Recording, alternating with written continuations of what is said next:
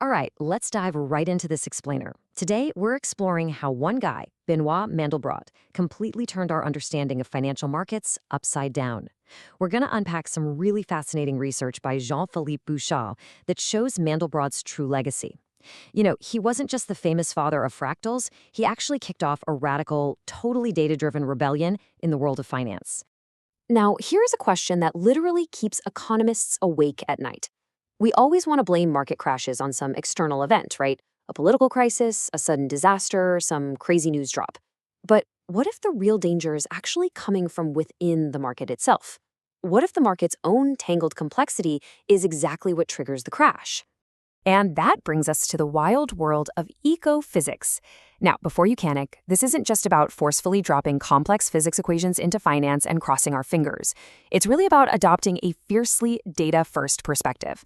As the source material points out, it's a style of inquiry that absolutely insists on looking at the actual empirical data. We're talking about staring at the messy, chaotic reality of charts and distributions before trying to cram the world into neat little mathematical boxes. Part 1. The flawed bell curve and questioning the dogma. To really appreciate this whole paradigm shift, we've got to look at the comfort zone mainstream economics was stuck in for decades. Traditional finance basically assumed prices just fluctuated normally around a nice, stable equilibrium. They modeled the whole thing using a standard Gaussian bell curve. In that imaginary world, extreme events are practically impossible, and crashes only ever happen because of exogenous or, completely external shocks. But ecophysics, it completely shatters that illusion. It reveals a rough, turbulent reality governed by fat tails, scale invariance, and endogenous shocks. Meaning, in the real world, extreme events aren't some bizarre anomaly we can brush off. They're a structural, completely expected part of the system. Moving on to Section 2. Mandelbrot's Data Rebellion and the Birth of a Data-Driven Paradigm. So, back in 1963, Benoit Mandelbrot actually looked closely at real market data, and he essentially started a massive rebellion against that Gaussian dogma. He noticed something that the traditional models were totally blind to. Volatility wasn't just randomly distributed, like flipping a coin. No, he observed that large changes tend to be followed by large changes, and small changes are followed by small changes. Basically, extreme market days clump together. We call this phenomenon volatility clustering. And what it proves is that the market actually has a memory. Risk is incredibly persistent. A calm period usually stays calm, but man, once turbulence hits, the market remembers it, and those massive price swings just feed on themselves. It's a foundational quirk of how humans and algorithms actually trade, and it completely throws out the window the idea that each trading day is mathematically independent from the last. Which brings us to Section 3, when physics meets finance, and these incredible parallel revolutions. What's super fascinating here is how Mandelbrot's financial discoveries synced up so beautifully with revolutions happening way over in statistical physics. If we trace the timeline, in '63, Mandelbrot is challenging finance with his heavy tails data. Meanwhile, in physics, the 1970s see this massive rise in chaos theory and multifractal turbulence. And then by 1987, physicists are dropping groundbreaking concepts like self-organized criticality. Across these decades, scientists in totally separate fields were waking up to the exact same reality. Complex, fluid systems, whether you're talking about a rushing river or the global stock market, just cannot be understood by only looking at their isolated individual parts. As the physicists figured out, more is different. And that's not just a catchy slogan, it's a critical methodological warning. It means that when you have millions of unique interacting agents, like traders constantly feeding back on each other through changing prices and constraints, they create entirely new collective behaviors. You literally cannot predict what the crowd is going to do by isolating and studying one perfectly rational trader. The interaction itself fundamentally changes the rules of the game.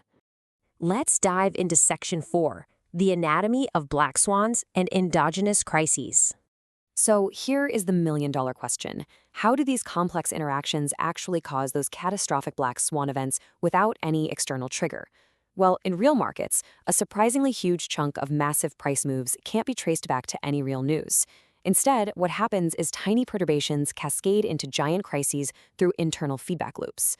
Order flow impacts prices, which immediately triggers institutional risk constraints, which then completely drains market liquidity, which ultimately sparks a massive herd panic.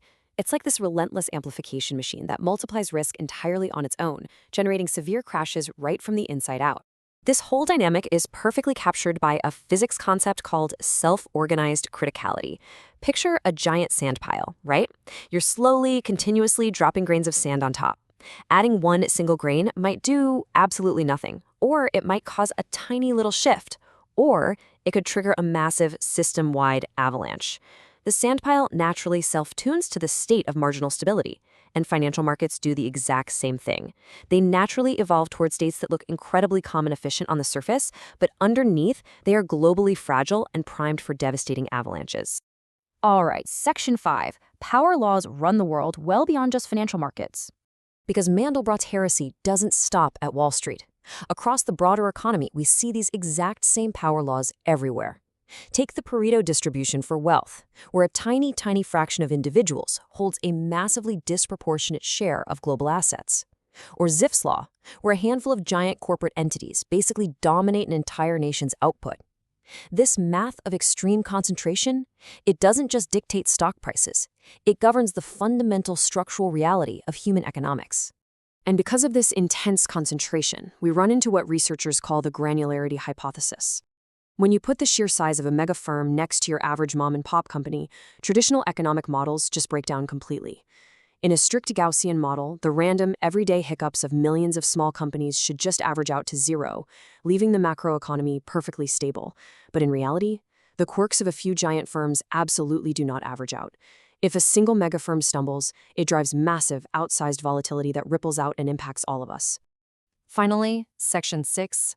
Today's paradox, tomorrow's prejudice.